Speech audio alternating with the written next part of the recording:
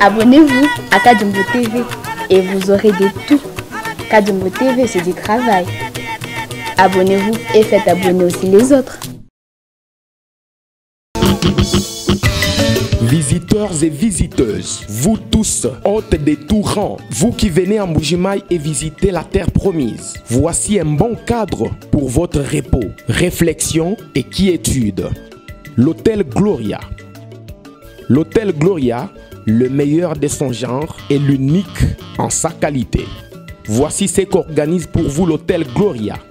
Hébergement avec 3 types de chambres, à savoir chambre simple, monobloc, appartement. En plus du logement, vous avez droit au transport des clients assuré depuis l'aéroport jusqu'à l'hôtel, le déjeuner, la connexion internet gratuite et fluide, une baignade à la piscine assainie. L'hôtel Gloria organise un service de restauration de qualité très rapide et méticuleux sur plusieurs points de vente que voici. À la terrasse VIP, au salon VIP et au restaurant avec des cordons bleus ou cuisiniers experts en cuisine de toutes les nationalités sur terre. L'hôtel Gloria organise également pour vous un service de blanchisserie avec son pressing ultra moderne qui répond aux exigences de nos aimables clients. L'hôtel Gloria organise pour vous un service de location des véhicules à un prix défiant toute concurrence. Une salle de spectacle pour toutes vos réunions et fêtes de mariage. Passer un séjour à l'hôtel Gloria, c'est se donner la chance de vivre très longtemps sur terre car les meilleures conditions de vie contribuent à la longue durée de vie sur terre. L'hôtel Gloria est situé au numéro 71, quartier Kachala-Bonzola, dans la commune minière de la Kanchi. L'hôtel Gloria vous offre une occasion de vous amuser et vous détendre dans une boîte de nuit incomparable pour ceux qui veulent danser et se défouler. L'hôtel Gloria, c'est le meilleur de sa série. L'hôtel Gloria, c'est l'avant-goût du paradis. Bandeko Balingami, nous revoici. Tu as un rendez-vous chaque jour. Tu as vu moi dans Boka, pasteur Gulli. Bokwala? Oui, Bokwala. Parce que j'avais même un acteur Bokwala. Oui. Mais surtout, ngai bankadranga mingi sur la vie spirituelle na bandeko na bino. Ah bon? Et Langamongo. Oyo ya Église du Christ au Congo. Oui. Tiba yeko encadrenga na Mushikangondo. Ok. Muke na Nzembo. Et puis na Mpia Lokene. Wana nde na umelaka na bambula ibele a former nga makasi. Ti ba yeko encadrenga siko na loyembo na makambotarizo. Ala kisinga ba yemba kaboyi basala kaboti na ekomisinga dirigeant na komi dirigeant pendant 8 ans. Ok. Koyembela ka nkolo. Après tout, na yeko zonga Lubumbashi. Na yeko mona différence na vie spirituelle. Il y a ville, il y a village. Différent. Okay. Je comprends pourquoi on a ça bateau éducation za kokufa. Oui, oui. Parce que bon Zambé za muke. ba effort bosala kawana ba seka kabino bato ya na bino bakoloba ana retard. Oui oui. So tuni retard na nini?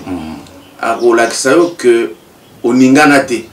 Koningana ezakaka omela masanga kolia ba misuni ya batono kozomwa mwasi kobima na ba staff wana to salaka na yo émission moko papa na yo saka yo que nous les Kinois nous ne sommes pas bien éduqués. Ndeko moko bien mibale ya digérer yango mabe. Ya zolo ba biso ba Kinois toza éduqué te ngabino. Ngapi na za Kinois. Na lobité que toza éduqué te. Ngapi toza même pas bien éduqué. Mais ça fait na ba famille musu ba kola malamu. Pourquoi? Environnement. Et ça na makambo oyo e olakisa biso. Même à la carte d'église dans le biona, kotatuna, nani balakisi comportement lelo pour à se présenter et pas yabatu. Même à te pas yanzambi. Rien. Au moment diacre ou évangéliste ou pasteur à côté. Bon, calme ce qu'il t'aime et banda ce qu'il t'aime banda. Yesu asa. Donc au moment même pas spirituellement à se préparer. On a ni à l'okanzambi. Je retourne non dans l'okanzambi. Na isifi na bandaka pati kotak ba biloko wana ezala ngati kana kutawa mais biso ezala ka parfois olingi okende église tango naza période wana soki osalaki mabe samedi parfois na kosike na obela mais soki na sali boye okomona pasteur Pierre Lokene bana ne bazala kisasa bazoyo kangai et puis ba yebi so si sous sambo mbala moko ayenda yo yekite pan akotuna te omoni soka bandi prière ngana yo kisiko soni 2 fois nkolo pate na yo oyebi asalelaka yo soki otiki ye na bokono yo akobela ti mukolo nini po azonga na église ayembela yo nkolo asala nini mwana ya bato asala mingi pona yo pona nini wabandone ye mobali azaka na ba réunion mais sika kendeki azana moi copine moko boy pembeni ba uti ko sala ambiance amoni que na zozonga za problème azongi quand même na ba 1h du matin moi ça fungoli porte asambisiete akoti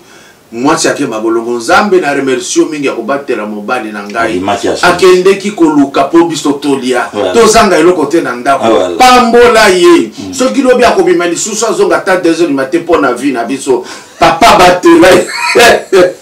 voilà na obima souta alors tu es en train de dire mais elle m'accuse vous voyez alors maintenant awa pasteur Gili bokendeki ti Afrique du Sud oui il dépêche qu'on a dégainé. Non, en tout cas, d'abord merci. Paka Diombo, année bandé bandaki, to kutanete et to bando sur la canne à téléphone, to kindeki Afrique du Sud et zaka kana congolais moko, ya monté à Malamu, papa Didé baye mbombonde abenga kibiso, to kende quand même bandé kopé bazaku na ba mona biso. Et permettait que tant to kitaki na Johannesburg na Pretoria, za na mo matamingite na motuka, nde to seja ki na Pretoria, na sala ki pe parlement na Katasal, na solé na bandeko à Pretoria, na solé na bandeko à Johannesburg. En tout cas, ce jour na biso il est kaki très bien. Très bien. Nandenge pe to zongi, na ebike ceux qui nzamba songi biso, banzela muso pese fongwami, to ko kende kaka. Na kutaki bandeko IDPS na kimia, na pesa ki bango pe moral, yo moko yebeska batu bazali makambo ezanga kate. Kuna boy mais eloko ya makasi to kuta kuna problème ya ambassade na biso. Na ba citoyen congolais en Afrique du Sud harmonieuse à ambassadeur ennemi géré ya peuple congolais basakuna la yoka na kate kutu balobi même na biso yebisa mokonza mboka même le pango oyo esika ambassade RDC za eza le pango ambassadeur donc Congo futaka ne mbongo epanaye donc ba pekisi Congo azalana bâtiment na ye oyo kokota ambassade fan bafutaka ye bafutaka na bango soki akufi famille récupérer le pango tokomo futa famille jour akosilika ba déménager ambassade babengani donc babiloko nyonso bongo wana nde tozwaki tokotisaki pe déjà badonné nyonso na nzela soki makamba gouvernement bimi entre les lobby et lobby mokonzi pa koyamba po tomeka tosola ne de vive voix. Il paraît que mwana moko ya mwasi kuna aza mwana ya mokonzi moko ya Congo nde asinyaka wana toyokaki yango eza badoléance oyo tokuti kuna balobi na biso babi lelo toza na problème na général John Numbi na problème ya Chebe na Fidel Bazana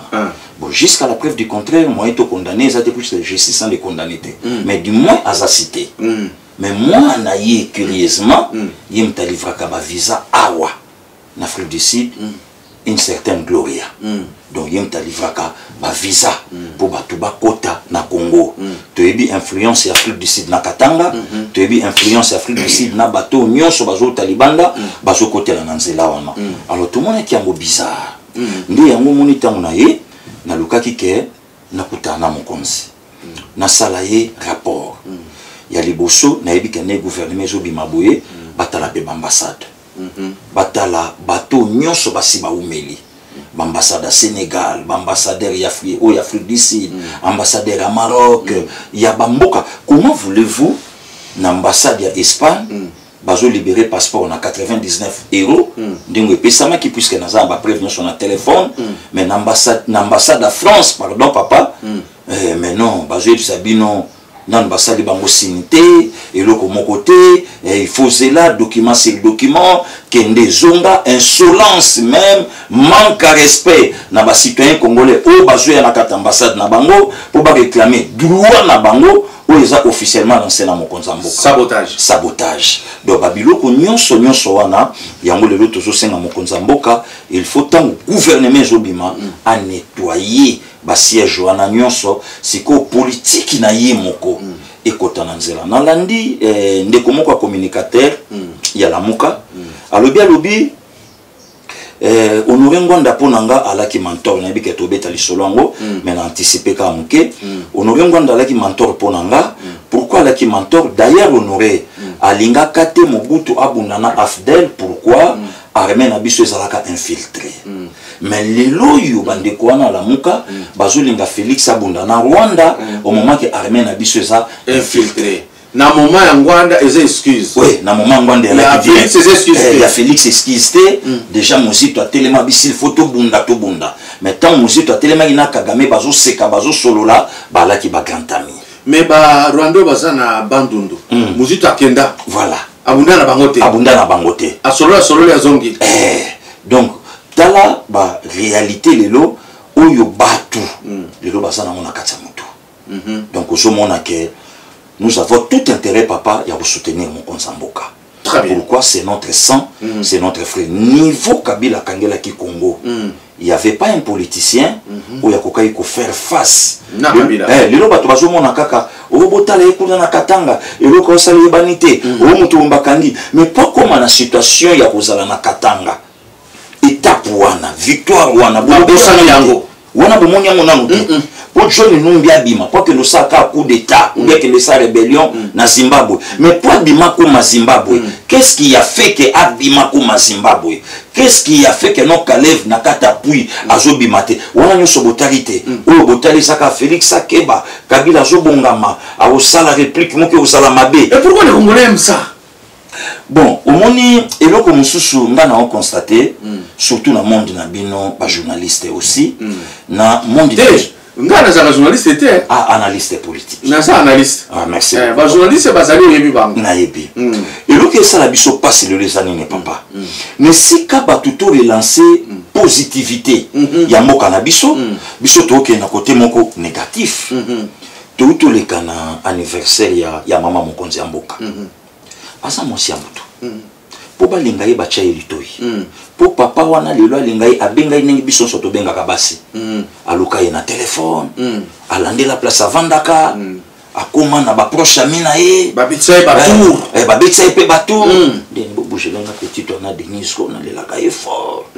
Bo bougelenga e. Yebe petit on pe Denis ton bando bouger. Nga linga nanga bana batambongo te biso to na biso bitike. Bana batambongo babala ka batuto osaka nanga ka otikinga. Et si ka babandi le quoi batu. Et maman wana botama un mois. Tatane na samabele. Babotama ndenge moko na ambassadeur muzungu. Donc affection parentale ba yebi yangote. boyebi couverture nini ta jui vie na ye mobimba avant to babango auprès de son mari ngana tanga na grand frère na ye John Yakeru oyaza protocole en tout cas to so pesanga pa John Mbote oui oyebi pasi nini te oyebi couverture nini te oyo papa tient na ndima bayela ye une orpheline na dirité papa na alaki nango oyebi te pasi ni mobali wana mona papa ngusaka mwasi wana maya miso na motema tanga zomona mobali kuta mokolo na ngame tatani na mama ne baza menga na botama na kuta tatate lelo yo mutu wana nzamba tomboli ya komi première dame mboko yo mobali ni na komi kitisa nyonso alobi na zo fololo na pesa mwasi TV baby papa na lobi na yo e baby yango biso to la lanzala bazo pesa flair biso to la lanzala oli mutakanisa makamuzoni kana este kaka flair boye na boye mais mutana mais parmi les gens là qui ont parlé nga moko na répondre que moi je n'ai pas peur de citer quelqu'un oui Israël tombaloba ki angopé oui na ba pero ruara oui mais Israël a kena est a sali fête anniversaire voilà allez gâteau et si kabitombe zo bunda mais nga na tuna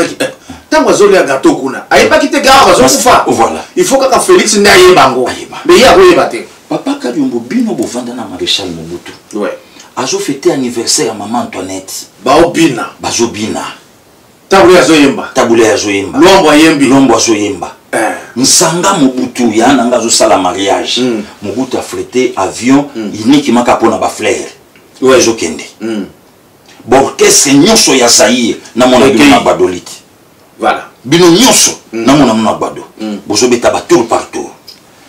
fête à maman Bobila Dawa Mobutu osala ngona bateau Gérard Madiata zo yemba ouais azoyemba mais lelo flair ya pamba bazangi et puis bato busu balobi fleur wana za $50,000 na bina mona ngote tokeiti plus loin na collier na kingo mais tout m'a tapé tokita maman wana sali pe mbongo na poto non il n'y a même pas ça est-ce qu'un président de la République a causé la possibilité de somba collier à $5,000 collier bateau écoute toujours débrouiller pamba donc ba ko fungolela yo moni pa o zalaka na boro on alaka na ngoko ah ça va abimi nango donc il ngi lobake to développer un moko boyi to tongoli mabe moko boyi nesika to lobelo kamalamu comment voulez-vous papa to vanda na yo na mboka oyo ozana bambula kokana tekenga na kozala mutu bambula boni ebeta na mboka oyo mona tuye na Maréchal Mobutu, tuye na Musée, tuye na Joseph Kabila, bambula boni et beta pour preuve le loba to ba yebite o makelo na po basalango e bukana na mbula et kendaka na famille papa maman na bana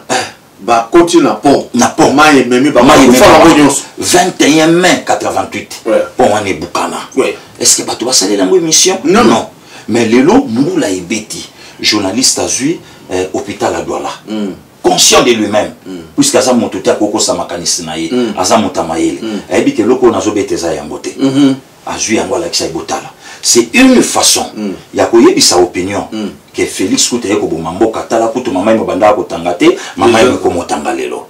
oh lokuta mais kokomba na niveau wana il faut uzana motema nini te lelo il y a un problème omoni papa Max ngana lingaka soki na vandi liboso na yo ya quoi na vandi liboso pour le tunanga docteur Mayele na omona que j'ai à faire pardon na un grand donc c'est comme ça le lo zomona degré to kominango et ça degré ka ya monter à mabe génération moko ya ba communicateur ba renyaka le lo bango nyonso na parlement le lo ba komina moi bibenda likolo moi ba mabele pe ya malonga esombami ba kendaka na kamoko pour ba vendre moto ya salaki même pas na valeur que bango ba kokai ko vendre ye le lorsque ton moto na moni que bango déjà ba shingom na marché na tafuni na kitasko na génération mususu na somba sko bango ba koma kolobela ndo moni ba makambo nyonso e komi na mboka mais jamais mutako le kasa l'émission bisa ba militaire c'est komi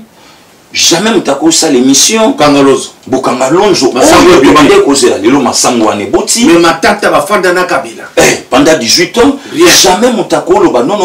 train oyo bakimbembe mazunga bakenda ko sombela biso runa ra ezo balana te mais le aujourd'hui train vente à fabrication nango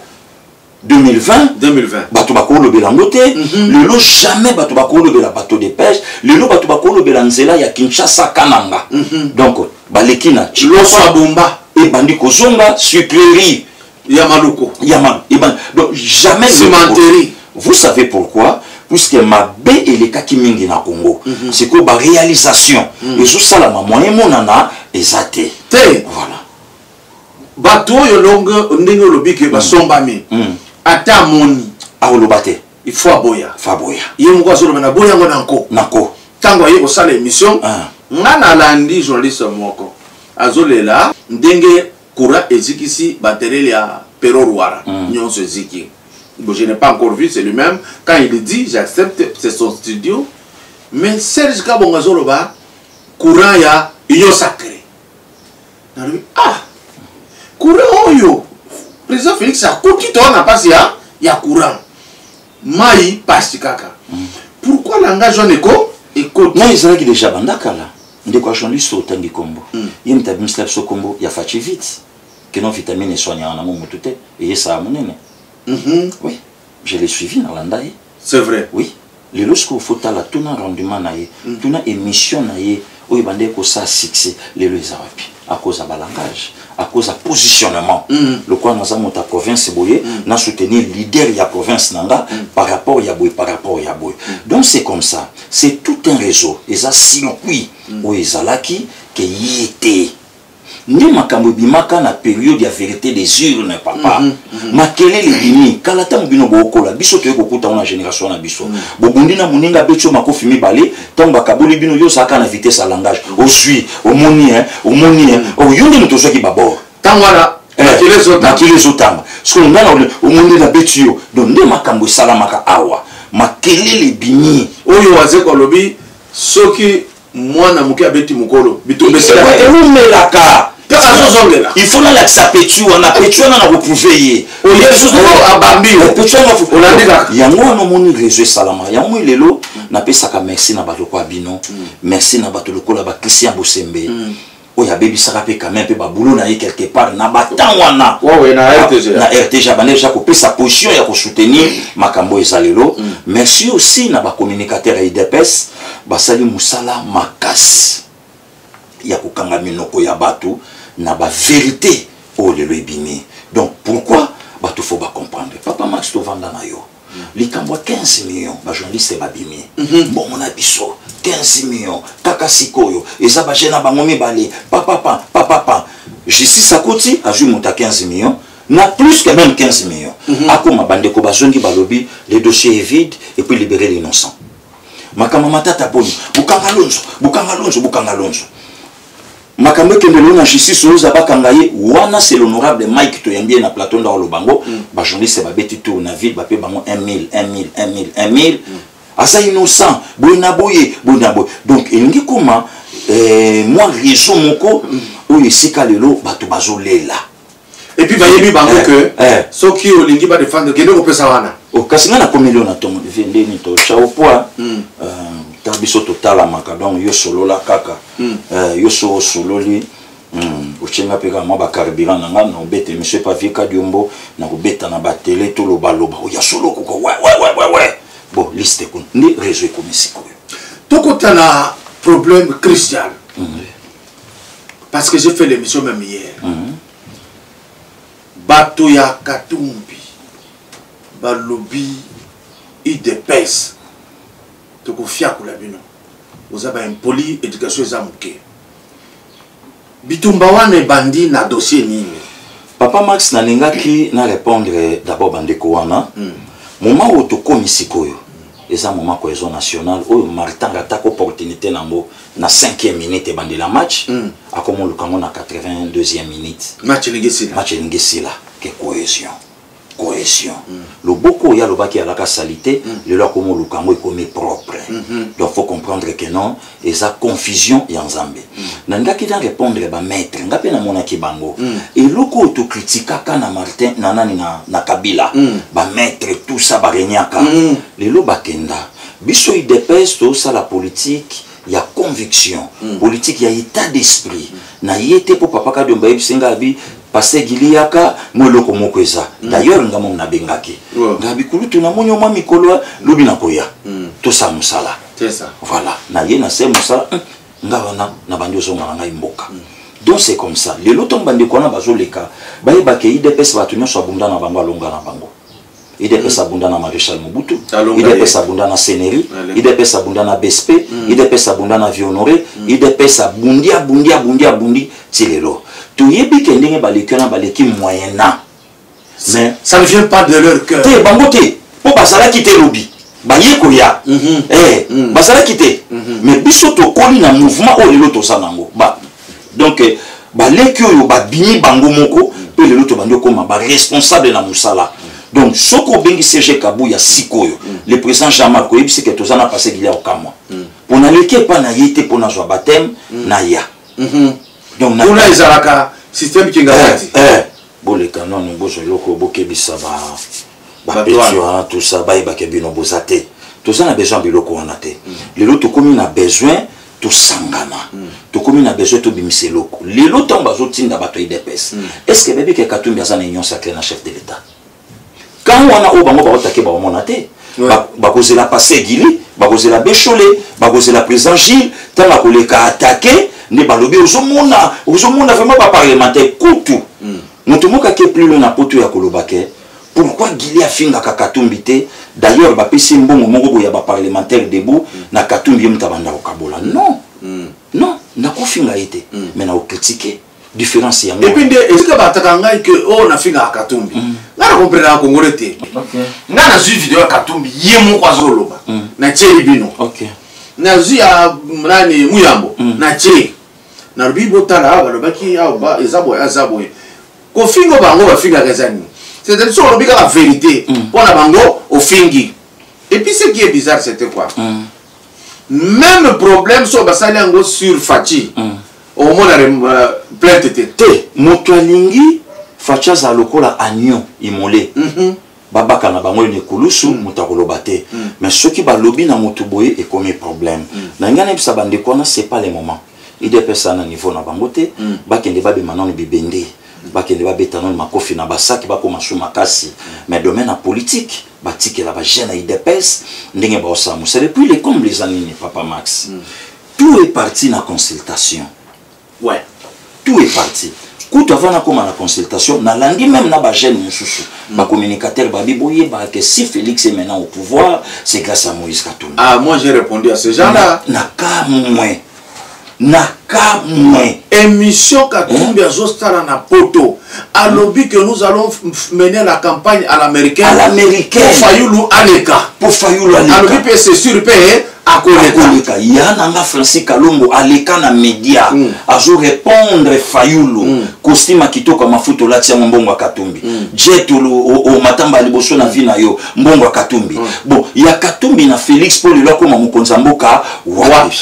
encore la malhonnêteté o lelo mutazo bimisana mutu na ye bokende boloba non musalo ba passer gili basali na mboko yo po bandi mama ba président Gilles ba président Chole ba yokason ba ninga nyoso to sana ba musala avec tous les risques possibles et ça lelo passi pour olonga biso pourquoi tout ça musala na conviction tout ça musala ni bien akoma kiti na kasumbalesa akotate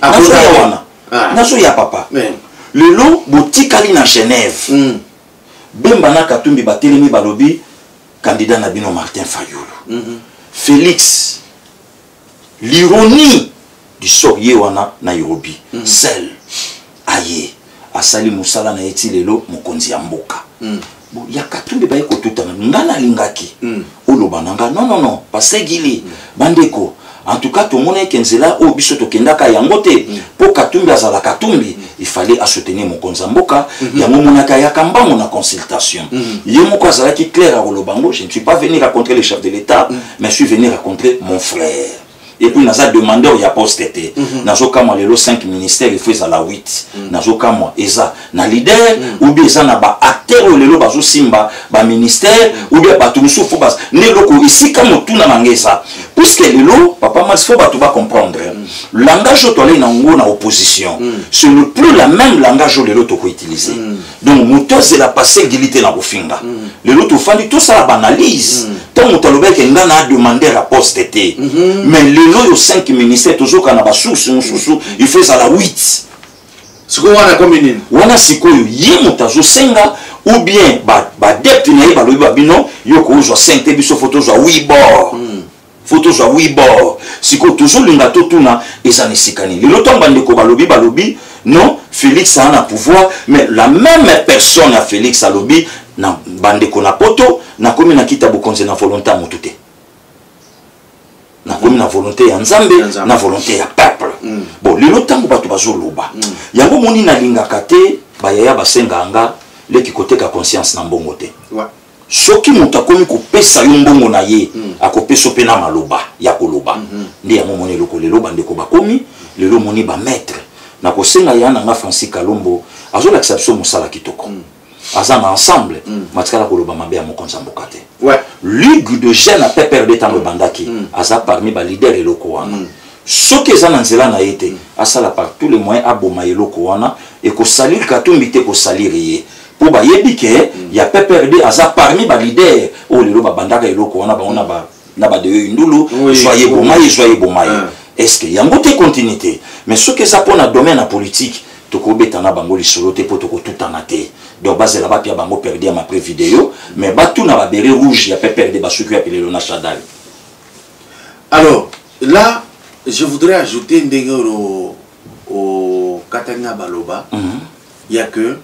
Katumbi Poisonga la Congo oui et ça le président Félix Tshisekedi oui yeba na tango ba championnat zo salema pour Katumbi va jouer qui problème à passeport parce que c'est un passeport ya Italie voilà tu vois c'est-à-dire il était italien Félix Moutou président de la République a payé passeport ya Congo mais tu évites sur balanda qui procédure nde Katumbi zongi awa Katumbi za ya Kinshasa c'est grâce à Félix le comme ko ya ndenge alingi azongi mais c'est ça nilo ko yango to zolinga to expliquer bato baeba au moni stade auto comme papa Max c'est ça stade Congo foi sangana Kabila pensa que biso Congo pour tenir compte na été Kabila pensa que biso Congo pour to parler na ba problème de fonté to le bababilo comme il y a likolo superficiel où ils n'ont même pas na sens entre temps il na monsi na iba comme na bosui or au moment to komi tout ça ce qu'on a un moment il y a aimons le Congo cela veut dire quoi aimons le Congo nous le battre que non aimons fachi aimons le Congo nous le battre soki le Congo ya malonga et salami to beteli yango maboko ya mabe salami to lobi yango te comment voulez-vous le papa na ebité yo soko salaka recensement il y a 67 à maréchal Mobutu ndenge na yoki na ebité biso déjà à 84 étoiles non bampuku na école primaire na bleu blanc ya kilote mais les lots où les cambo identification et quel est cet acteur politique le quoi papa Kabiombo alors que recensement c'est extraordinaire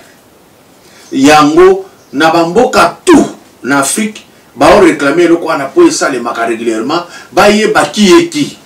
mais c'est au Congo on dit on ne peut pas faire ça on ne peut pas ba bien ça utilité ça utilité tout tika na carte d'électeur mais oh ça utile na je ça même baninga nanga tout finga basangote tous en démocratie c'est leur opinion ceux bango balobi eza bango le pays n'est pas catholique que ceux basango balobi biso to lobi amen et aux années bino bolobi poti siko ba musulman balobi le côté réveil à lobi le côté qui toi dit alobi na le côté banguiste voilà donc bango nyoso na balobi le côté donc oyo show la lobi eza nango kaka chole puis show le pété mutako bimisa église catholique nyonso pour ye pape non d'ailleurs na otolanda même vidéo moko pape na basilique azote ya lobi beaucoup na ba politique en bokate d'ailleurs et donc on sait na bino bo priaka ndi pour na ba acteur politique qui c'est le vrai chrétien voilà n'est pas dans la politique voilà c'est ça le lot tant où to comme na likambo identification c'est pas l'IDPS IDPS a tika la vidéo mon côté que notre okende na élection té ou bien IDPS alobaki no élection en 2023 exacté déclaration na justement président Marc Kabundu non plus c'est Augustin Kabouya non plus ba yene nyonso ba Jacquemaine Chabani ba Paul Chilumbu donc ba tout nyonso moto tika lo bango azate c'est la personne des pasteurs Gili ndé mutaye ko lo ba likambo ya recensement tout que na recensement pourquoi recensement papa Max tous les kabiso nyonso na fichier normal donc fichier moko général au lelo na France na bamboka poto balasu na besoin ya recensement te bakoti kaka na fichier batali x akufa x asali bakandu na ba compte na yetu baluki bo revoir batala banyongwa l'état ala kinango asa bafuta papa après ba bloquer parfois bakobenga famille baye bazui eloko na bango mais pourquoi pas awa biso to koma na eloko wana to sala yango le luton ba lobi recensement te ngape passer gile na yena lobi ngabi bon les élections en 2023 oui mais l'identification d'abord to yeba qui est qui na yambi appel la colonel moka lobi passer gile biso to votera te mais toujours soutenir idéologie na yo pourquoi recensement et ko aider biso na moko solution aussi ça pour ma est le Martin Fayulu devant Bamindele Nazana image wana azoloba nous n'avons pas d'armée au Congo. Cette armée est infiltrée des Rwandais. Oui. Bah, officier rwandais, baza soki 300 et quelques oui. Comment voulez-vous qu'avec ça tu gagnes guerre? Oui. Mais quand ce n'est pas nécessaire à cause du recensement. Voilà glissement. On m'a dit que lui c'est un trouble fait. Et donc au moins la politique, bah commerçant baillé. Na politique ya Congo bato français baye na politique ya Congo AJP ye petit na mukolo na biso to sali to na mboko yo fona comme député mukolo aya beti français papa nga fona kota ndinga moko pozo mona na ba journaliste les journalistes tout a commis ka mission politique donc balandi biso na terrain ou biso to kota qui par conviction ba monique biloko bazaki nango na succès kufi na ba oya bazako sala ya musique bango nso bakimi yo ko to bande ko présenter l'émission na yo 4 langues chaque dimanche otiki kuno côté na politique oui yo chanteur ya rasta ozalaki na musalo ya yo peuple congolais ba yebi yo otiki okoti na politique obandi ko finga sko bato yo yaki kokuta obandi ko take bato yo kokuta tango koluto Martin lobi bongo Adolphe Musito lobi Félix akoka koboto la majorité te majorité wapi ya Kabila majorité oyo ekangi peuple congolais majorité oyo esali que moyen parlement babenga Kabila ezate faut deux chambres ba se réunir en congrès deux chambres oyo Kabila za majoritaire voilà mais majorité oyo Musito appuyé oyo ayebisi Félix okokate voilà donc Musito na chamani Kasamba na nemu ilanya ba utiliser langage moko curieusement ouais Moulanya loba lobi Félix ayebi mukolo akoka kosimba majorité wana na poko nango destitution ouais Musito a confirmé alobi okosimba yango te na landi le petit Nico mayenge la avocat faut balaka pe baleki na mbola papa faut ba tout mususu moko na plateau ba yebaka balaka baleki na landi alobi Félix akobimisa gouvernement te afa bimisa gouvernement il faut atuna Kagame il faut atuna Kabila d'ailleurs Kabila zo senga 10 ministères ba pesaye kala un avocat sans poser question mutayi sakyo Kabila ozaki na réunion kuna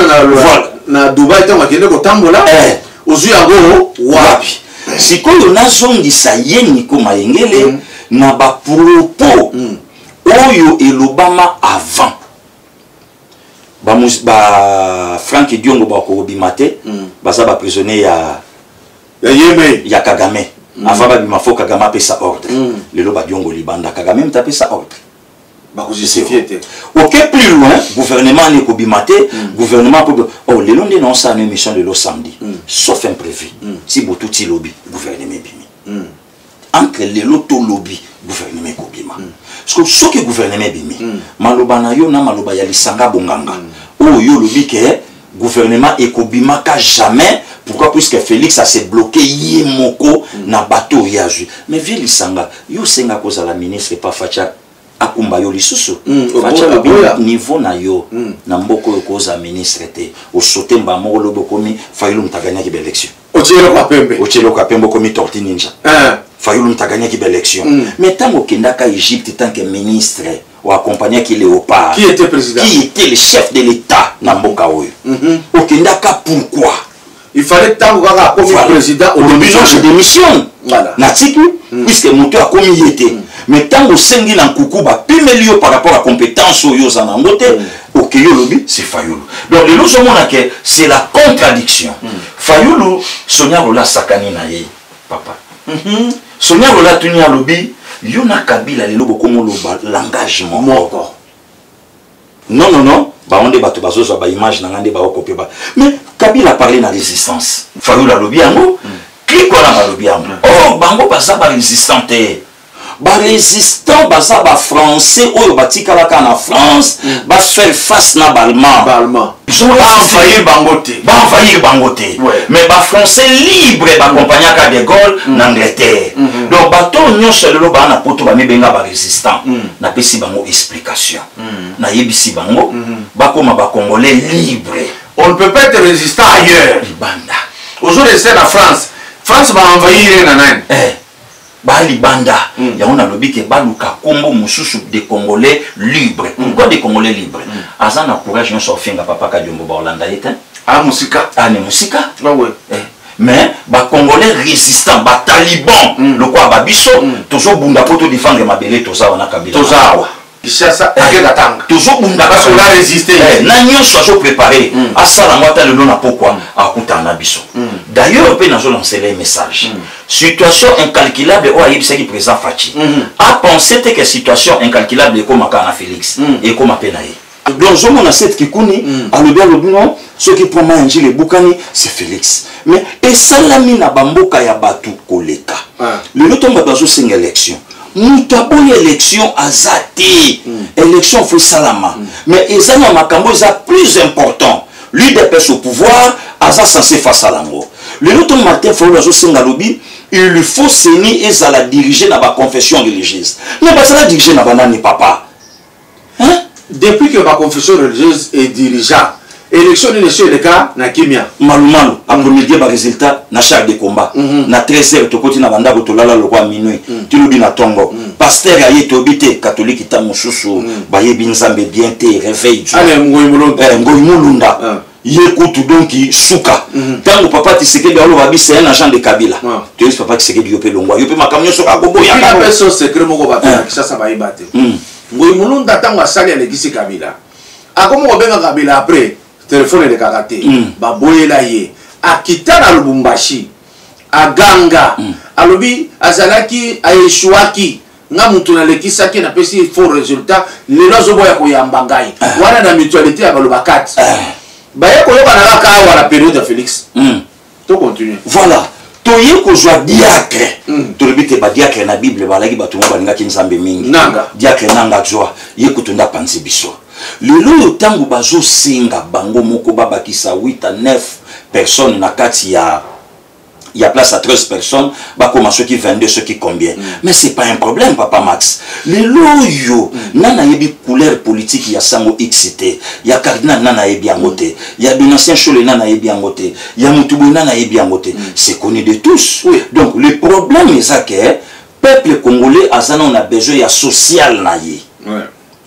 solution ya peuple za na social solution peuple za élection té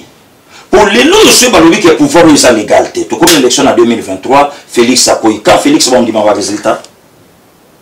bakali ces andenge wana quand il y a Félix va ndima ba résultat on est ce babi non cette fois-ci ce que c'est légal puisque Félix Sakoy mais pourquoi ce que bazali ba légaliste normalement élection basala ngona ministère de l'intérieur mais justement c'est ni wana za biloko basala ki na ba belge ba écouter de c'est ça na sens ya nonga ipe nazo senga sikoyo lokola mokonza mboka asungi biso décentralisation et je na kata ministère à défense ministre ceux qui n'a ya appui ya démocratie ezonga sikoyo na ministère de l'intérieur ezala organe na kati spécialisé na kati wana ko et permettre makelele cela comment un prélat akende koloba tête à seni un kasaya ko ozalate lisu munene za lelo na Congo un kasaya a soutenir Fachi et kamusi bato lisu munene za bon le lorsque tu dis couleur politique à cardinal donc aso soutenir de quoi province nae na tunaka na lobi lokolo lobi kasaya azala na senité so che ekolo mususu ekolo wana ba bikolo mususu ndeko non ça va hier au moins alekawa non ba yebisa biso vérité bazana nyongo ya nani ya mindele wa bazwa ko pesaka batara ya to kanisata ba $1 ya pasi to pesa mafuta to futa to kangola basango na malhonnêteté moko neloko mo bandi ko sala batunkele papa awa Félix aleki président Seigneur Zalaki Muluba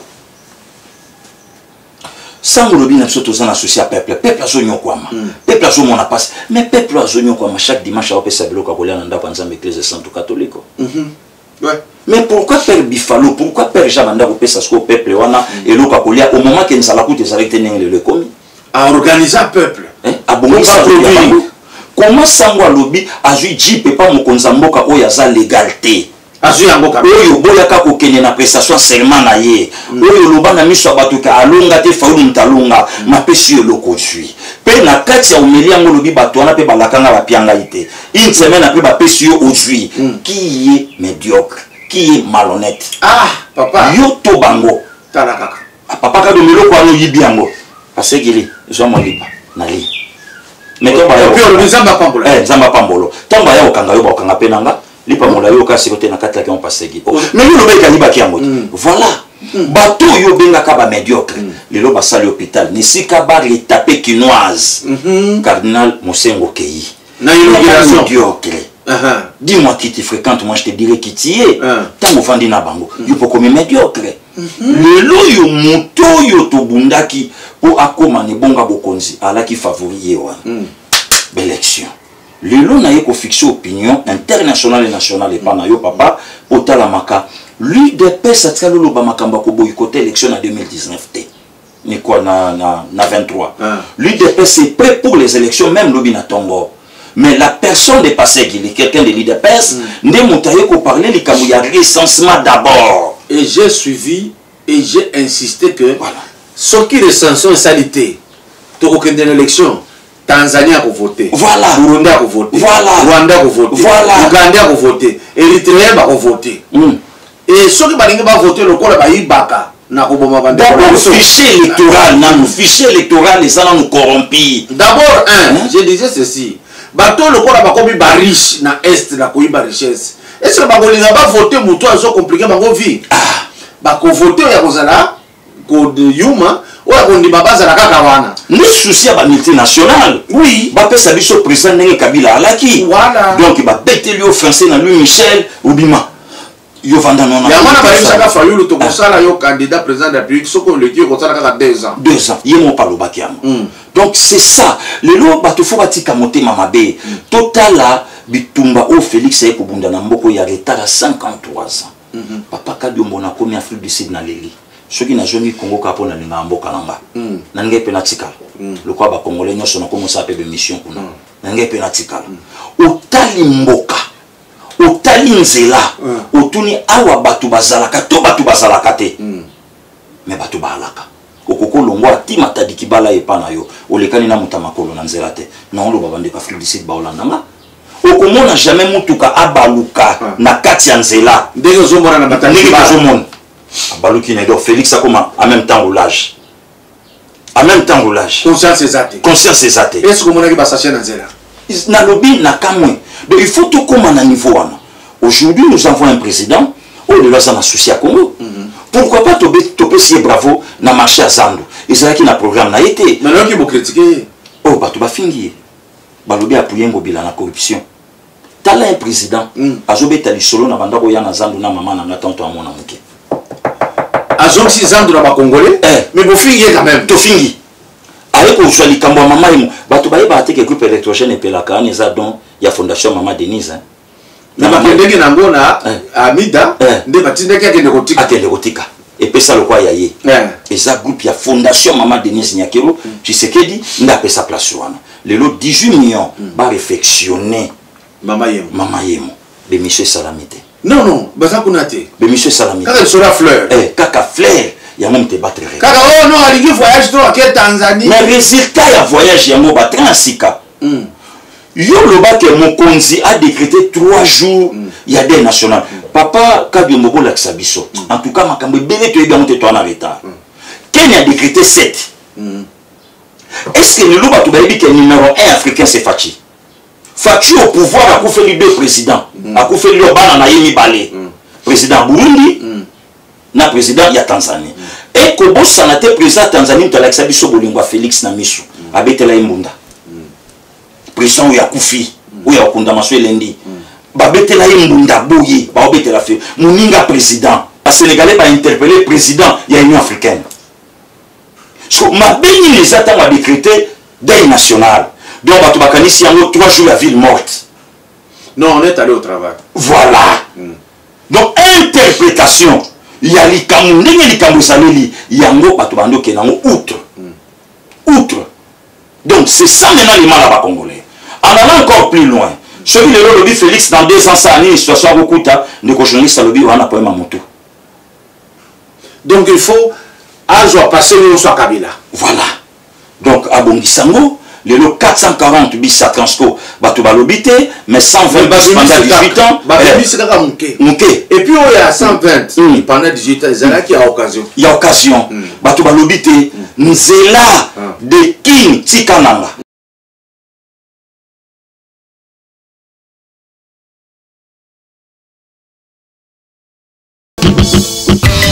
Visiteurs et visiteuses, vous tous, hôtes des tout rangs, vous qui venez à Mbujimaï et visiter la terre promise, voici un bon cadre pour votre repos, réflexion et quiétude.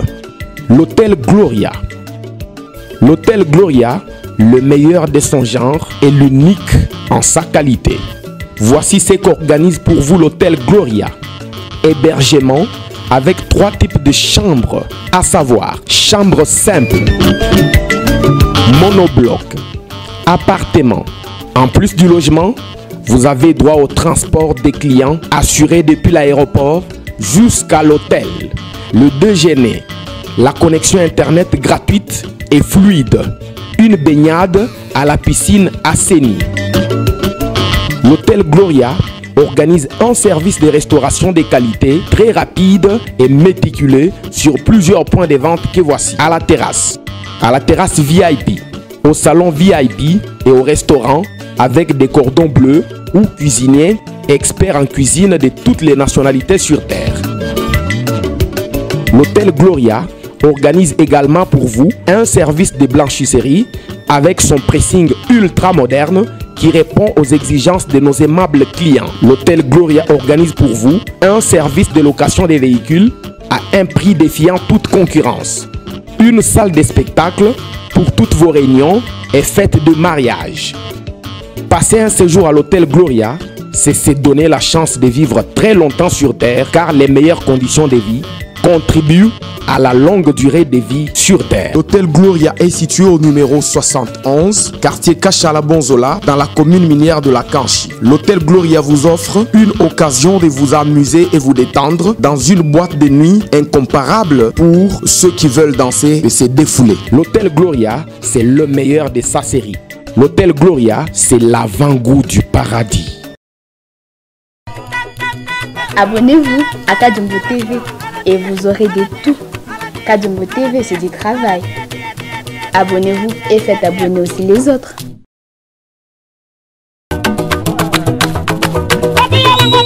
Fatia.